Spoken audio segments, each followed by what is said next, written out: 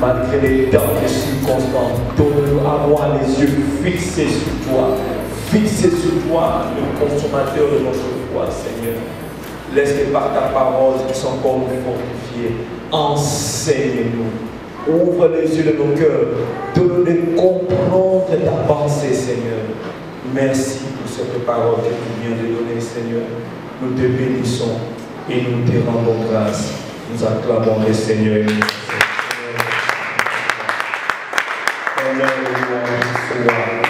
rendu à notre Seigneur. Que le nom du Seigneur soit béni. Nous sommes encore là.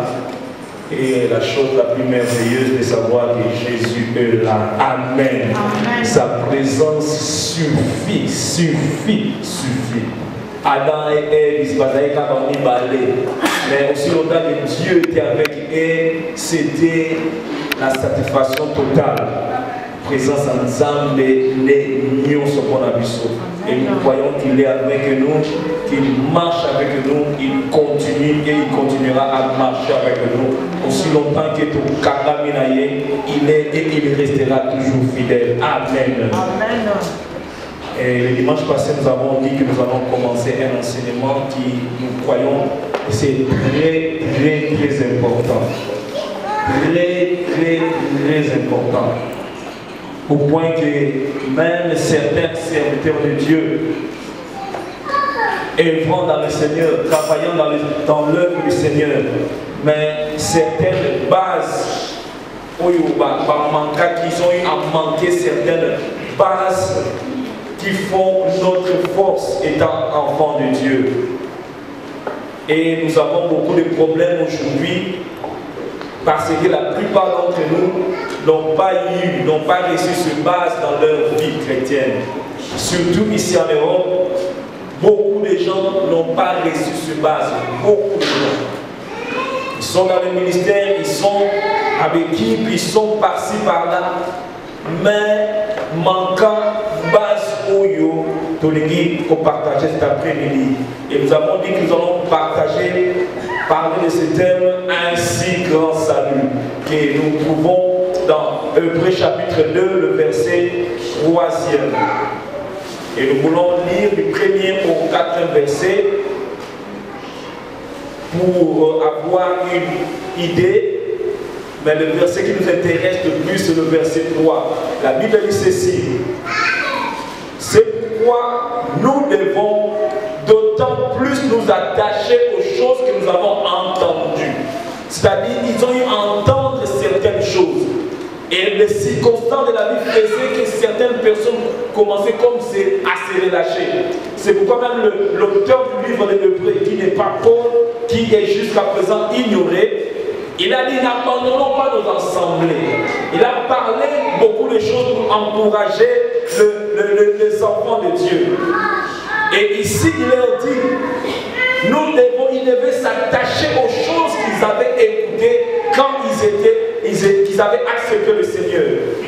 Nous devons d'autant plus nous attacher aux choses que nous avons entendues, de peur que nous ne soyons emportés loin d'elles. Donc il y a des choses fondamentales dans la vie chrétienne que nous devons rester attachés à ces choses. Aujourd'hui, beaucoup de choses sont prêchées dans des télévisions par-ci et par-ailleurs. Mais petit à petit, les enfants de Dieu, nous commençons à nous éloigner des choses fondamentales. Aujourd'hui, c'est l'évangile de la prospérité qui est prêché partout. C'est vrai, Dieu veut que toi et moi nous soyons prospères. C'est vrai, Dieu est un Dieu de miracles. C'est vrai, Dieu est celui qui nous oint. Mais il y a des choses qui sont tellement importantes, qui sont des bases de la vie chrétienne, des fondements de la vie chrétienne. Et ce sont des choses que les apôtres, les enseignements des apôtres ont eu à prêcher, à insister. Et quand ils voyaient que les enfants de Dieu commençaient à s'éloigner de ces choses, ils leur rappelaient. Et le verset 2 dit, car si la parole annoncée par des anges a eu son effet, et si toute transgression et toute désobéissance a reçu une juste rétribution, comment échapper échapperons-nous en négligeant un si grand salut qui, annoncé d'abord par le Seigneur, nous a été confirmé par ceux qui l'ont entendu. Dieu appuyant leur témoignage par les signes, les prodiges, les divers miracles et par les dons du Saint-Esprit distribués selon sa volonté. Et l'auteur dit, comment échapperons-nous si nous négligeons un si grand salut? C'est-à-dire l'auteur a remarqué une négligence, je peux dire, dans la vie de certaines personnes, et il les interpelle et il dit, comment nous échapperons si nous ne donnons pas de l'importance au message du salut, si nous ne donnons pas l'importance à l'œuvre de la croix, si nous négligeons cela, si nous commençons à nous éloigner de ces choses-là. Et c'est ce qui était arrivé au temps du roi Saoul. Pendant son règne, l'arche de l'alliance n'était même pas en Israël. L'arche de l'alliance était dans le camp des Philistins. Les lecteurs de la Bible pourront se souvenir que l'arche a été prise quand le fils d'Élie était mort. Depuis le temps d'Élie, pendant toute la royauté de Samuel, il n'y avait pas de l'arche. Pas de l'arche. Et personne ne se souciait. Et quand David était devenu roi, l'une des premières choses qu'il avait à faire, c'était de ramener l'arche de l'alliance. Et l'arche de l'alliance, ce n'est que Jésus-Christ. L'arche de l'alliance parle de la croix. Tout ce qui se trouve dans l'arche, ce sont l'image de Christ. Tout part de la croix, tout part de Christ.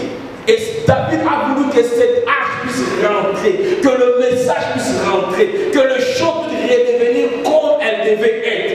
Saoul a négligé. Mais David a dit, mon trône ne pourra pas subsister si l'arche n'est pas là. Si l'arche n'est pas là, je ne serai pas un roi efficace. Et aujourd'hui aussi, Dieu veut que l'arche, que le message que les apôtres ont prêché puisse retourner dans l'église. Comme j'avais dit aujourd'hui, on parle de tout, mais les choses fondamentales, on ne donne pas ça de l'importance. On dit que ce sont pour les bébés spirituels. Bien-aimés, je veux nous dire que même ces soi-disant hommes de Dieu, plusieurs ignorent, plusieurs n'ont pas donné de l'importance à ces choses que nous voulons partager cet après-midi. Et l'auteur du livre des Hébreux dit, comment échapperons-nous si nous négligeons, si nous ne considérons pas, si on ne se donne pas à ces choses? Il y a un grand danger. Il y a un grand danger. Voilà pourquoi nous voyons les gens, ils ne sont pas affermis. Il suffit d'un petit problème, ils sont par terre.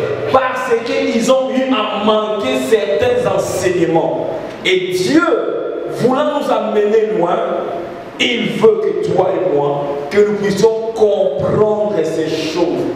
Comprendre, ce n'est pas seulement écrire. Comprendre, c'est vivre cela, arriver à expérimenter cela. Aujourd'hui, comme j'avais dit, beaucoup sont dans des églises, mais n'ont même pas rencontré le Seigneur, n'ont même pas accepté le Seigneur. Parce qu'aujourd'hui, qu'est-ce que nous faisons dans notre église ici en Europe? On invite. On ne gagne plus les âmes. Nous sommes des experts en invitant.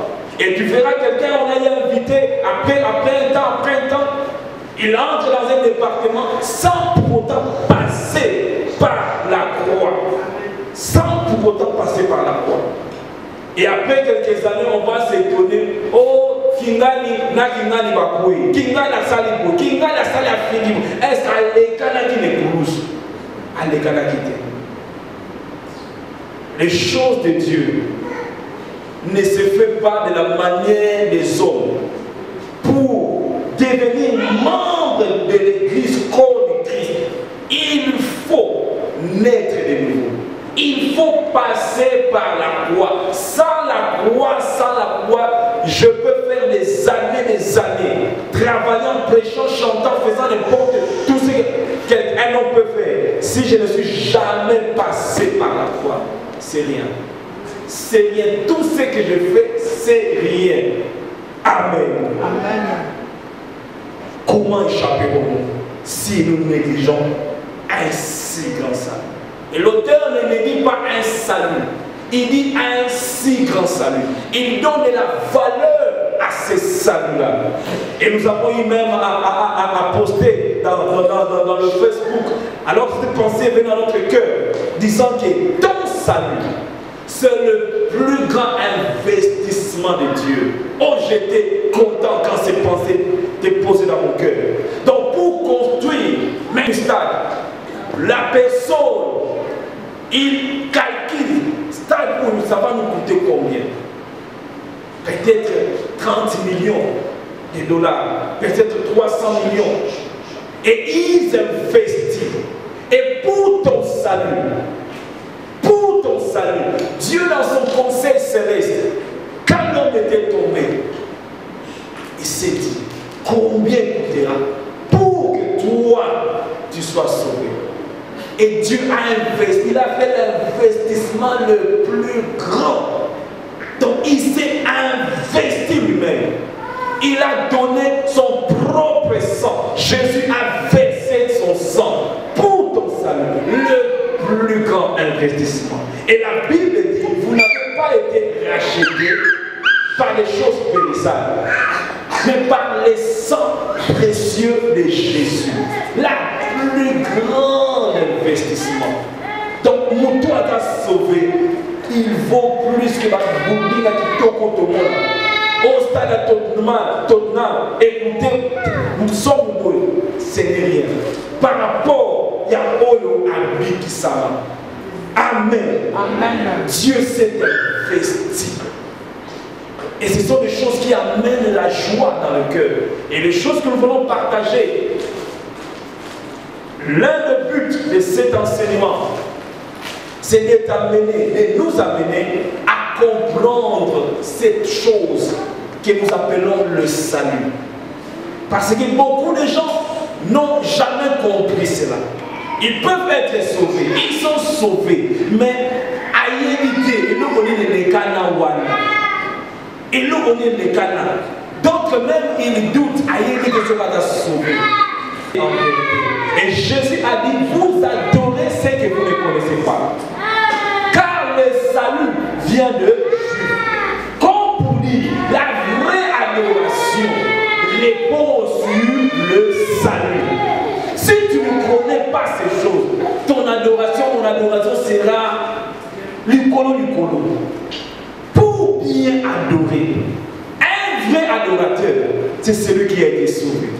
Voilà pourquoi Myriam, quand elle est sortie de l'Égypte, la première chose, Myriam a pris le tambourin, il a commencé à louer le Seigneur. Il a commencé à célébrer, à chanter.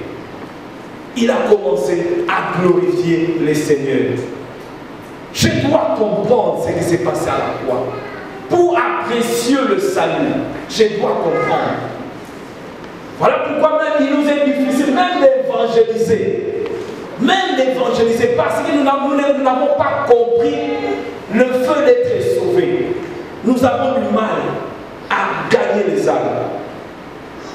Mais Dieu veut que cet après-midi, que les écailles puissent tomber, que tu puisses comprendre. Ça fait de toi, ça fait de moi un vrai adorateur. Parce que tu comprends les choses qui s'est passées à la croix. Car la vraie adoration, au-delà des choses que Dieu nous donne, du pain, le travail, la voiture, je ne sais quoi, la vraie adoration, c'est repose sur l'œuvre de la croix. Quand je l'adore, à cause de ce qu'il a fait à la croix, et ça, on a dit tout ça dans Zam. Donc, Zam, il se retrouve. Ce n'est pas mauvais d'adorer Dieu pour la maison, pour avoir des enfants, ce n'est pas mauvais. Comme nous avons tout souvent eu à le dire, quand Paul est en train d'adorer Dieu dans Éphésiens chapitre 1er, il parle des choses très élevées. Béni soit Dieu le Père, qui nous a bénis de toutes sortes de bénédictions dans le monde spirituel. En lui, il nous a riches. En lui. Il parle des choses très élevé. Et même la maturité d'un enfant de Dieu, on peut le remarquer dans sa prière. Dans les choses qu'il dit dans sa prière. Parce que quand tu ne comprends pas le salut, tu ne pourras même pas dire Seigneur, merci, tu m'as régénéré. Régénéré, est-ce que tu bien?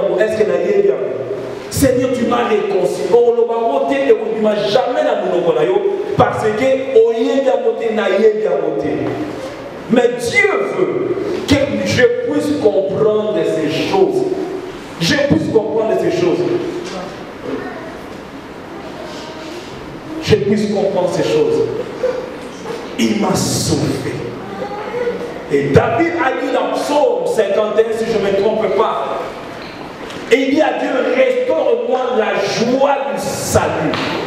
Parce que quand tu connais ces choses, ça amène une joie, même à ton salut, même si tu n'as pas d'argent. Mais quand tu comprends les choses qui s'est passées à la croix pour toi, il y a une joie qui bouillonne dans ton cœur. Il y a une joie. Voilà pourquoi les gens pourront crier Amen quand ils entendent ces choses. Ma caméra, les gars de plus. Mais au monde, il ne comprend absolument rien. Et je prie que toi et moi, que nous puissions comprendre ces choses. Que nous ne puissions pas négliger ces choses. Parce que demain, quand on te posera la question, tu es sauvé, je veux aussi être sauvé. Qu'est-ce qui s'est passé? Est-ce parle-moi de ton salut? Est-ce que tu seras capable de parler de cela? Est-ce que tu seras capable d'expliquer le fait que tu as été sauvé? Amen. Nous prions que cette étude puisse nous aider à croître dans la connaissance du salut, la connaissance de l'auteur du salut, ainsi que nos cœurs seront toujours davantage portés aux actions de grâce, à la louange envers Dieu. Nous serons reconnaissants envers Dieu. Premièrement, nous voulons définir ces mots salut. Parce que toi et moi, nous devons être aussi capables. Quand on te dit tu es salut, mais le salut, tu es sauvé. Mais le salut, c'est quoi? Le salut, c'est quoi? Un musulman te pose cette question. Mais le salut, c'est quoi? Qu'est-ce que toi, tu vas dire? Et le mot salut, s'il faut le définir, nous ne voulons pas entrer dans des trucs des hébreux, grecs, nous voulons seulement les définir pour te faciliter la tâche de mieux comprendre, pour me faciliter la tâche de mieux comprendre. Le mot salut communique la pensée de la délivrance.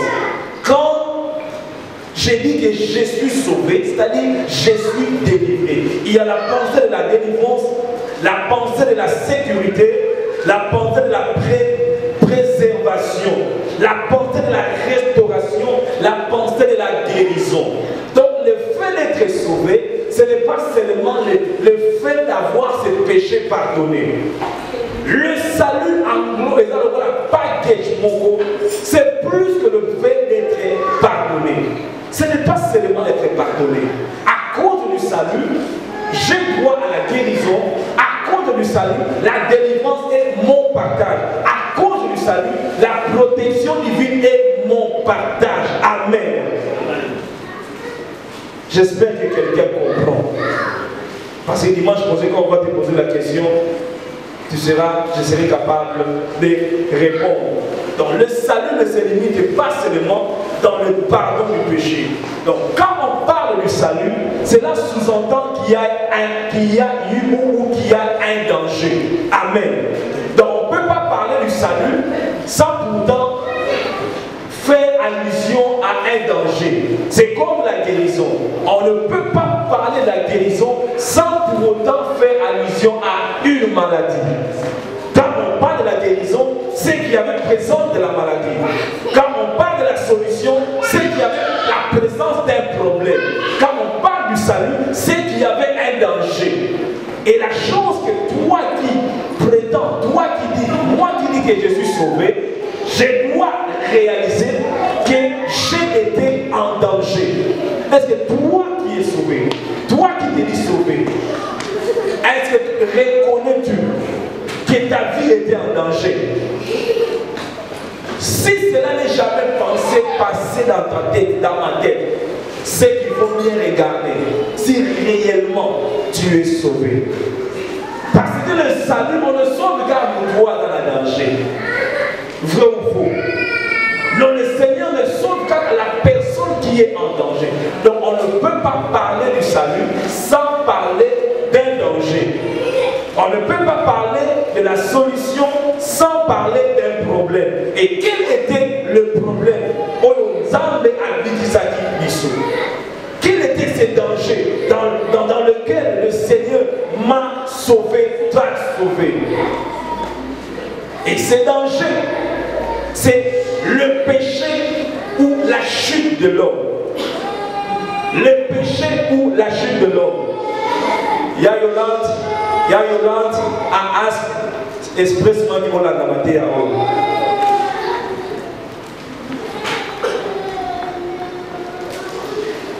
Amen. Amen. Parce que tu seras, je serai un chrétien en l'air, prétendant connaître les choses, mais les choses de base, je ne connais pas.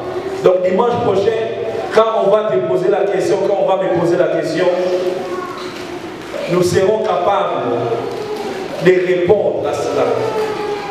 Nous pouvons parler aux musulmans du salut que nous avons en Christ, si seulement nous connaissons ces choses. Le grand danger, le problème qu'avait l'homme, c'était le problème du péché. Et le péché est défini comme la transgression de la loi de Dieu. Jean chapitre 3, verset 4. Le péché défini comme la transgression de la loi de Dieu. Donc le danger dans lequel l'homme s'est trouvé, là où Dieu a sauvé l'homme, c'est dans le péché, dans la transgression de la loi de Dieu. Deutéronome chapitre 9, verset 7, nous lisons cela. Donc le péché, c'est la transgression de la loi. Le péché, c'est la rébellion. Ce sont ces deux choses, deux définitions par rapport au péché. Mais le nom qui a été traduit par le mot péché signifie manquer un but. Péché signifie manquer un but. Et l'image, c'est l'image de ma tiraka, ma flèche. Tant que tu tires flèche, tu as raté l'objectif, tu as péché. Dans le langage, tu as péché parce que tu as manqué le but. Et le péché, selon mon définition à moi, elle a dit qu'on manquait le but. Et ce manquement de but, il y a moins de choses de la transgression, il y a moins de choses de la rébellion. Le péché, c'est la rébellion, c'est la transgression de la loi. Il y a moins de péché. Verset Deutéronome, verset 9, verset 7, il dit, souviens-toi, n'oublie pas de quelle manière tu as excité la colère de l'Éternel ton Dieu dans le désert, depuis le jour où tu es sorti du pays d'Égypte jusqu'à ce que tu arrives en ce lieu. Vous avez été rebelles contre Dieu. Donc vous avez été rebelles contre Dieu. Le péché, c'est la rébellion contre Dieu. Et Israël a été rebelle contre Dieu et Israël avait péché. Le manquement du but. Le but étant la volonté de Dieu. Quand l'homme n'arrive pas à accomplir cette volonté, c'est-à-dire qu'il a manqué le but. Et par le fait de manquer le but, l'homme a péché. L'homme a péché. Le péché, le manquement de but. 1 Jean chapitre 3, verset 4. La Bible parlant toujours du péché, nous voulons définir qu'est-ce qu'est le péché. 1 Jean chapitre 3 verset 4 où la Bible nous dit ceci. 1 Jean chapitre 3 verset 4. Quiconque pêche transgresse la loi, et le péché est la transgression de la loi. 1 Jean chapitre 3 verset 4. La Bible définit le péché comme étant la transgression de la loi. Quiconque pêche transgresse la loi. Le péché, c'est la rébellion, c'est la transgression de la loi. Et l'homme qui s'est retrouvé dans le péché, là, le premier homme qui s'est retrouvé dans le péché, c'est Adam comme nous le connaissons. Adam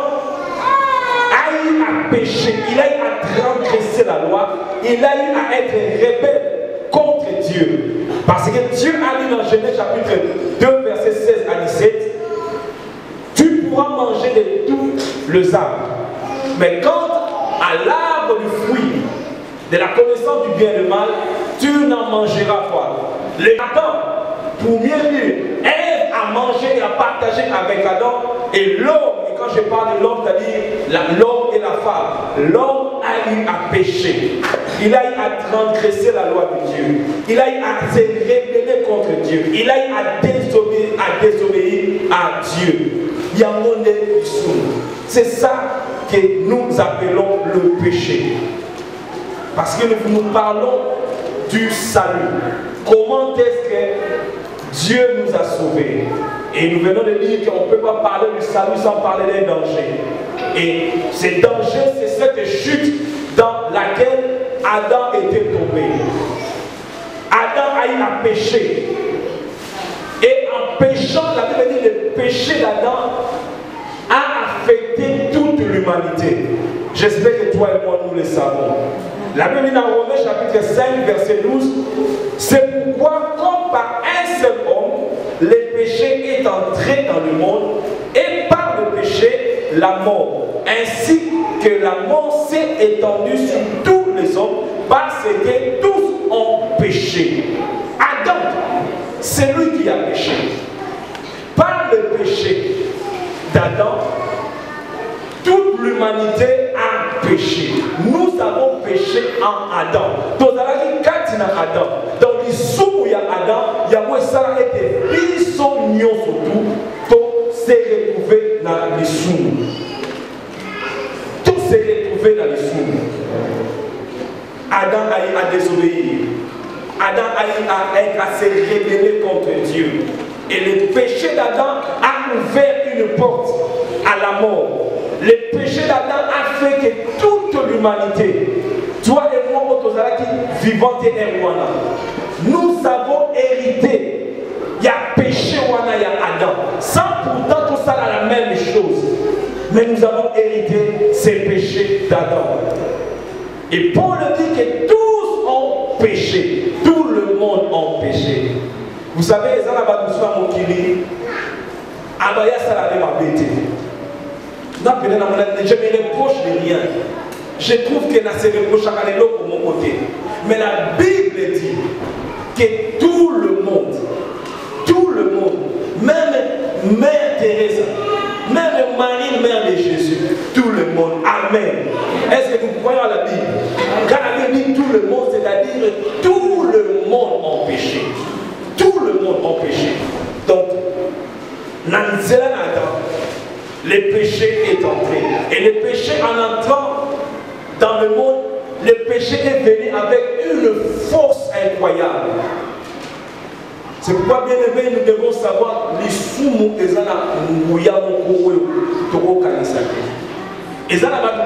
ils n'avaient même pas voulu. Mais à cause de la force du péché, le péché a une force. Et la Bible le confirme. Romains chapitre 6, verset 14, où la Bible dit, car le péché n'aura point de pouvoir sur vous. C'est-à-dire, le péché a un pouvoir, faux ou faux. Mais dans ma parole, on va dire, Paul a dit, le péché n'aura plus de pouvoir. Comme pour dire, hier, le péché avait le pouvoir. C'est ce que je nous disais. Le péché a une force terrible. Le péché a renversé même les grands. Le péché a renversé même Bill Clinton. Malgré la position du président. Parce que le péché a une force terrible. Voilà pourquoi que Dieu nous garde à ne jamais jouer avec le péché. Samson faisait le figo avec le péché. Il dit à sa femme, Nadénila, ce que Kani Soutinanda, je vais perdre la force. Dénila le fait et s'imiter. Il avait toujours la force. Il dit à Dénila, si tu fais ceci, je serai comme tout autre homme. Il blaguait avec le péché. Bien aimé, on ne blague pas avec le péché. On ne blague pas avec le péché. Et David a eu à mettre, il est parti avec Bathsheba, David dans sa tête, il ne pouvait jamais s'imaginer qu'il allait tuer quelqu'un. Non. Il s'est dit seulement, on va aller avec Bathsheba, après c'est fini. Après c'est fini. Mais parce que les péchés ont toujours été élastiques.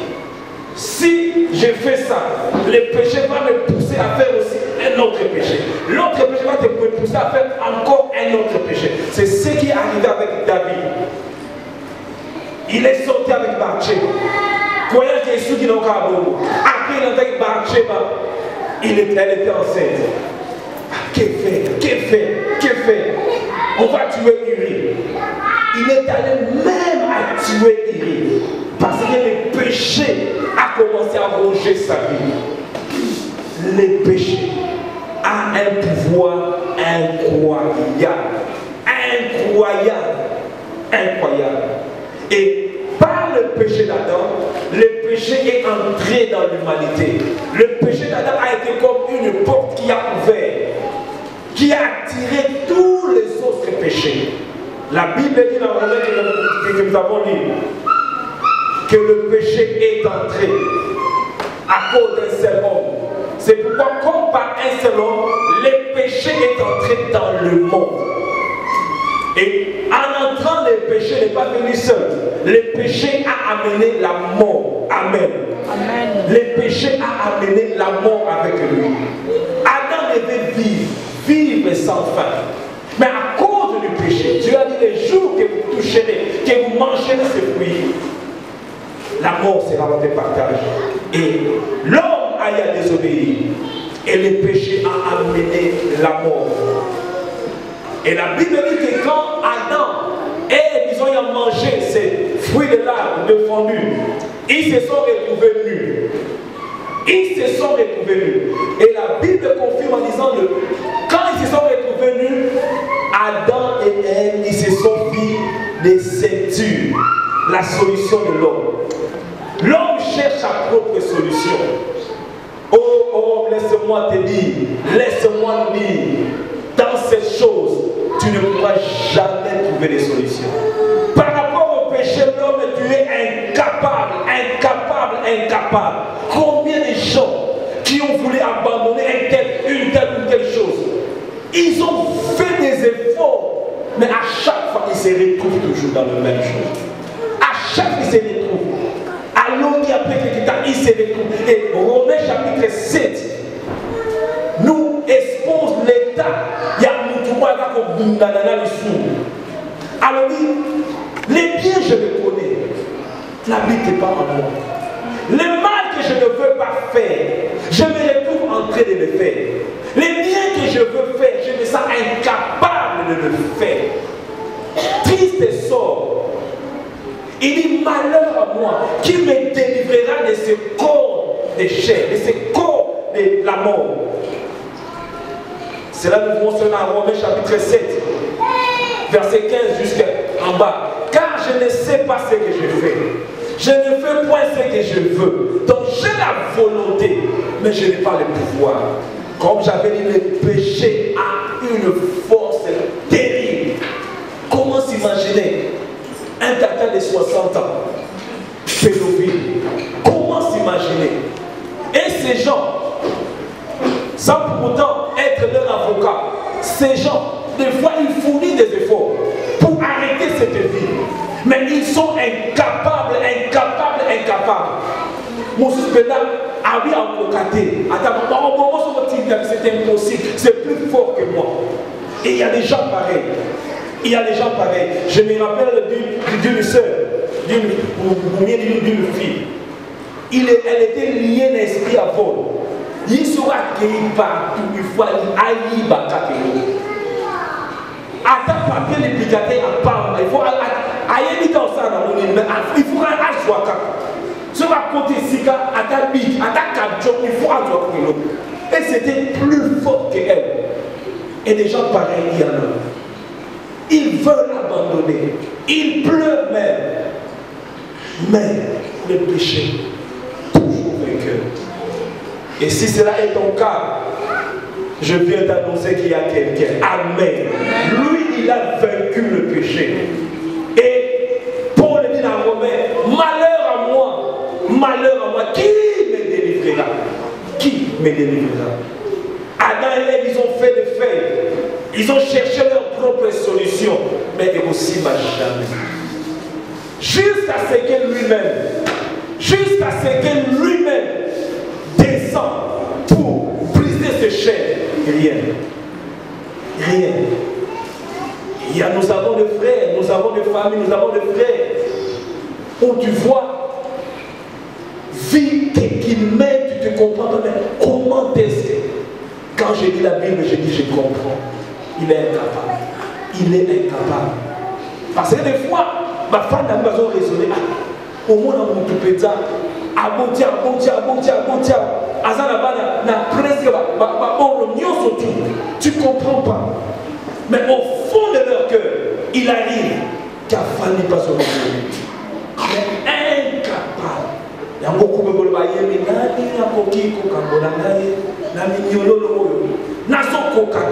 et il y a des gens pareils. Et nous avons le devoir d'apporter l'évangile de salut à ces gens-là. Au liés dans toutes sortes de péchés, en public comme en cachette, des choses qui se font.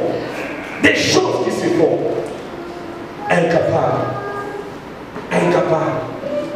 Il fournit les efforts. Incapable. Paul dit dans Romains, oh, si je fais ce que je ne veux pas, je reconnais par là que la loi est bonne. Mais maintenant, ce n'est plus moi qui le fais, mais c'est le péché qui habite en moi. Ce qui est bon, je le sais, n'habite pas en moi. C'est-à-dire dans ma chair, j'ai la volonté d'abandonner ces choses. Je veux bien arrêter avec ça. Maintenant, le pouvoir, je n'ai pas le pouvoir. Mais la Bible nous dit que Dieu est celui qui crée le vouloir et le faire. C'est lui qui nous donne le pouvoir de dire non, je ne veux plus faire ça. Non, je ne veux plus faire ça. Je ne veux plus faire ça. Mais dans ma casse, c'est impossible. Adam, ils ont fait des faits. La solution humaine. Pour ça, la discipline, tu peux faire des disciplines. Mais je suis désolé de dire, sans Christ, rien à faire. Parce que nous tous nous sommes passés par là. Où tu voulais abandonner, tu ne peux pas. Et je viens te dire aujourd'hui aussi, si tel est ton cas, cesse de fournir tous ces efforts. Tu ne pourras jamais. Il faut seulement se tourner vers la croix. C'est là où le chêne se brise. La Bible parle de l'histoire du possédé de Gadara. Mais il brisait cela. Comme pour dire tout le manœuvre que de l'homme. Ce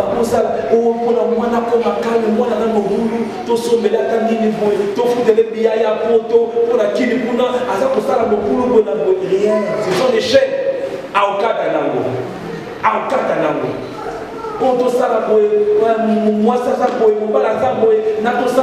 Non, et aussi pas pendant quelques temps. Mais parce que comme il y a un homme fort en lui, il ne pourra jamais.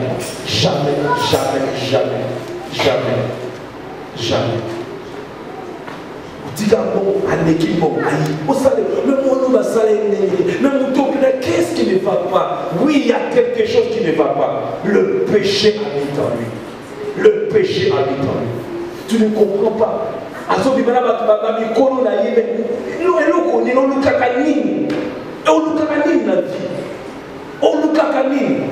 Ce n'est pas sa faute. À cause du péché. La Bible dit, le péché, par la désobéissance d'Adam, le péché est entré. Et toute solution de l'homme ne pourra jamais marcher. Jamais.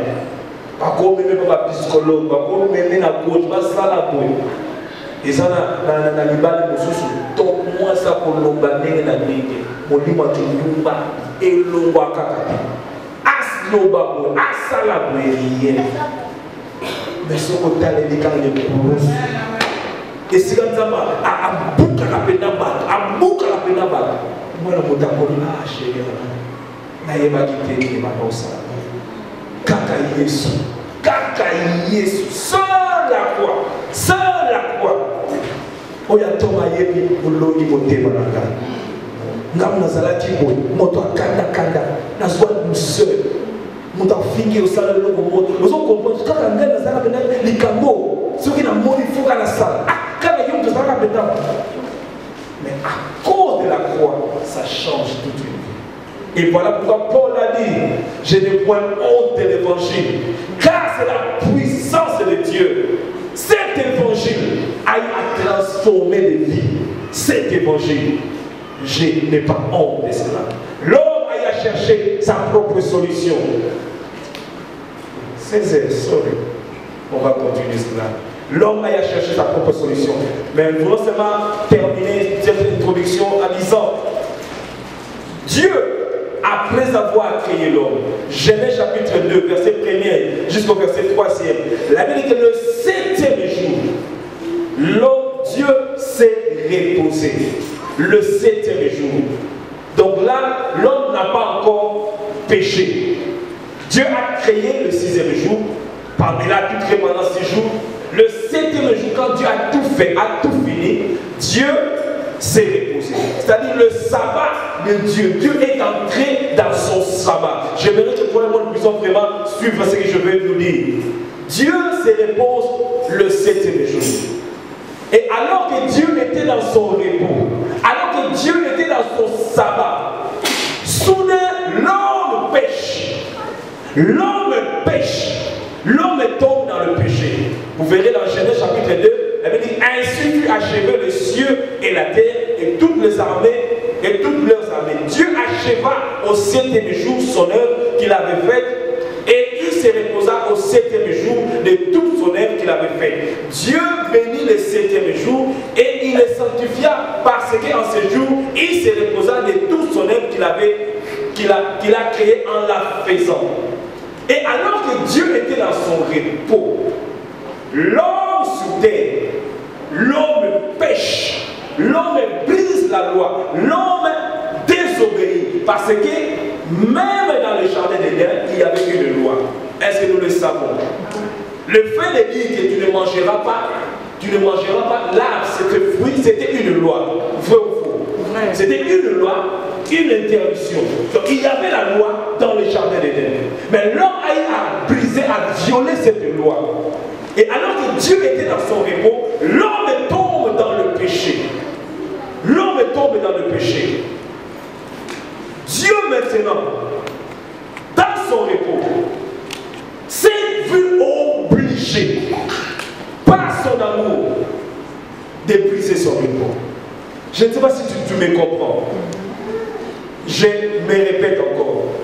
L'homme tombe dans le péché alors que Dieu était dans son repos. Dieu a terminé son travail. Et ça, le monde aussi, si nous sommes au pays, sur le communant, la holiday, dans le pays. Malamon, quand tu apprends que dans le salon, on a un problème, on a un pays, on a un salon, on a le choix. On a la holiday dans le Canada. Et ça, holiday dans le Canada. Et c'était le même cas avec Dieu. Dieu dans le repos, mais l'homme qu'il a créé, il tombe dans le péché. Il tombe dans le péché. Qu'est-ce qu'il faut faire? Nous lisons dans Luc chapitre 14. Et nous allons terminer après avoir expliqué ces choses. Luc chapitre 14. Dieu veut que toi et moi nous puissions apprécier l'œuvre du salut. Ce qu'il a accompli pour toi et moi.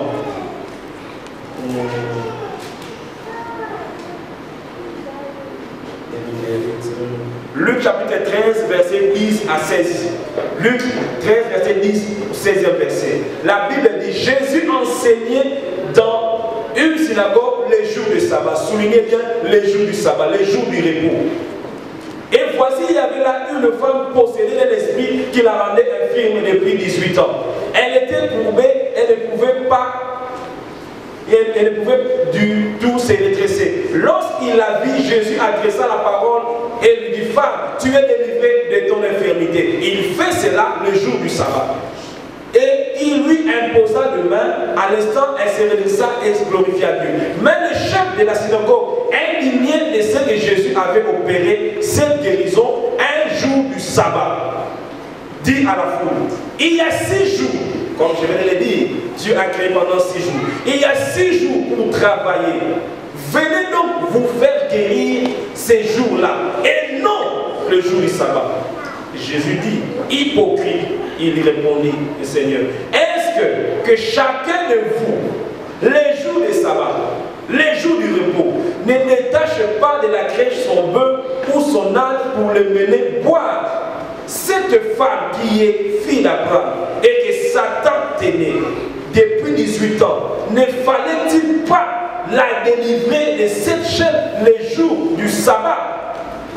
Tandis qu'il parlait ainsi, tous ses adversaires étaient confus et la foule se réjouissait de toutes les choses glorieuses qu'il faisait. Luc chapitre 4, verset 1 à 5, nous lisons encore ceci.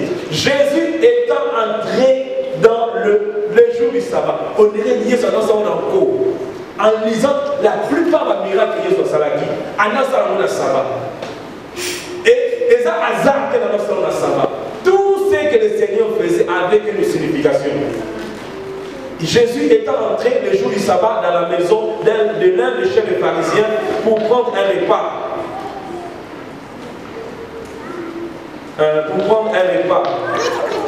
Voici un homme hydropique qui était là devant lui. Jésus prit la parole et dit au docteur de la loi et aux pharisiens, est-il permis ou non de faire une guérison le jour du sabbat? Est-il permis ou non de briser le jour du sabbat pour faire quelque chose de bien? Est-il permis ou non de violer le sabbat pour faire quelque chose de bien? Il gardait silence. Alors Jésus avança la main sur cet homme, les guérit et les renvoya. Puis il dit, lesquels de vous, si son fils ou son bœuf tombe dans un puits, ne la retirera pas aussi le jour du sabbat? Il ne va pas briser le jour du sabbat pour sauver son fils. Il va le faire. Il va le faire. Matthieu 12, versets 1 à 2. Nous voulons expliquer les choses par rapport au sabbat de Dieu. Ici, nous voyons Jésus-Christ qui brise le sabbat pour faire quelque chose de bien. Matthieu chapitre 12, verset 1 à 2, nous lirons verset 9 au 13e verset. En ces temps-là, Jésus traversa les champs de blé un jour du sabbat. Alors, il faisait des choses pour enseigner quelque chose. Ses disciples qui avaient faim se mirent à arracher des épis et à manger. Le pharisien, voyant cela, lui dit, voici tes disciples font ce qui n'est pas permis de faire pendant le sabbat. Verset 9 au verset 15, au verset 13e du même chapitre. Étant parti de là, Jésus entra dans la synagogue et voici se trouvait un homme qui avait la main sèche. Il demandait à Jésus, est-il permis de faire une guérison le jour du sabbat? C'était enfin de pouvoir l'accuser. Vous oubliez le sabbat pour le sabbat.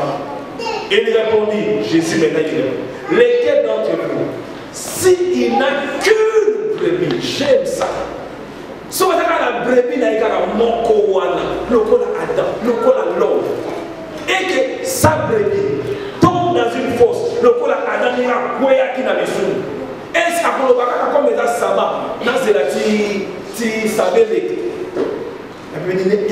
ne va pas aller les saisir pour les retirer. Verset 12, ça gêne. Combien un homme ne vaut-il pas plus qu'une brebis? Il est donc permis de faire le bien le jour du sabbat. Alors il dit à l'homme, étends ta main. Il étendit et devint saine comme l'autre. Amen. Nous voulons seulement expliquer que l'homme étant tombé, alors que Dieu était dans son repos, Dieu avait, si je peux me permettre de le dire, deux problèmes. C'est-à-dire, Dieu, par rapport à son amour, il devait faire quelque chose. Il ne pouvait pas laisser Moutapoué Karabobo à cause d'un sabbat, Nzambasa de l'autre côté. Mais par rapport à sa justice, Dieu devait punir l'homme. D'un côté, l'amour de Dieu, de l'autre côté, la justice de Dieu. Et comme j'avais dit que l'homme a briser le sabbat de Dieu, le péché de l'homme a poussé propre sabbat. Parce que la Bible dit que Dieu a fait des habits, des peaux, des animaux pour accouvrir nous tout. Alors que c'est pour ça. Je ne sais pas si quelqu'un comprend. Dieu était obligé, entre guillemets, par son amour, malgré que tout terminé, ce n'est pas le sang d'Abel, c'est le sang de cet animal. Le sabbat a été brisé. Voilà pourquoi nous disons nous pardon de cette aide un si grand salut. Un si grand salut qui a coûté Dieu de briser son sabbat pour habiller ça.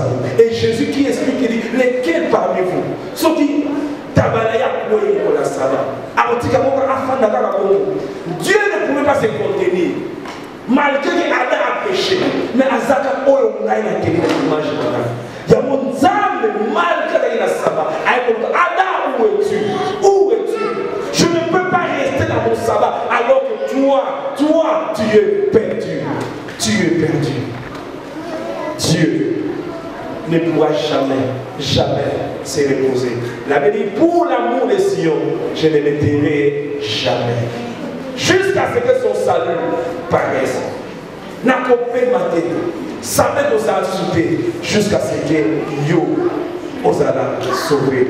C'est par ces mots que nous voulons clore cette introduction. Je te prie, si vous allez au téléma, Peyo la gatobo de la Zamba Sumayo, Asubangaï.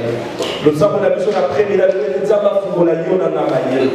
Yakoyo kakate mais yako comprendre makapo. Mon nom santo angenisayo. Oh comprendre. Dis à Dieu, Seigneur, fais-moi comprendre ces si grands saluts. Et pendant toute cette semaine, je vous prie de lire l'Épître à Romains, chapitre 1er, jusque dans le chapitre 9, ou du moins jusqu'à le chapitre 8. Nous lirons Romains 1er jusqu'à le chapitre 8. Qui va nous aider à continuer ces thèmes. Parle à Dieu par rapport à la compréhension de ces choses. Comment échapperons-nous si nous négligeons ces si grands saluts? Je veux comprendre ces choses. Son sabbat a été brisé pour sauver l'homme, pour faire sortir cette seule brebis qui est toi, cette seule brebis qui est toi. Alléluia. Tata, merci, Seigneur, merci. Nous voulons comprendre cette plus grand salut, Seigneur. Nous voulons comprendre la profondeur de ce que toi tu as accompli pour nous. Nous voulons comprendre, Seigneur, mon Dieu, je te prie, Seigneur, ce ne sont pas mes paroles qui feront quelque chose, Seigneur, si ton esprit n'agit pas dans le cœur. Ouvre les yeux de mon frère, ouvre les yeux de mon cœur, que je puisse arriver à comprendre, et mon adoration changera de bonheur, car j'aurai compris le salut. Père, merci. Que ta grâce repose sur ton peuple. Au nom de Jésus. Amen.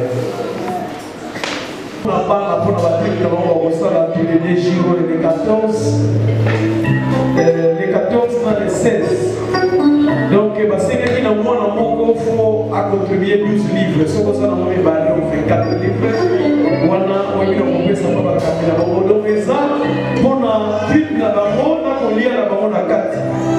Alléluia.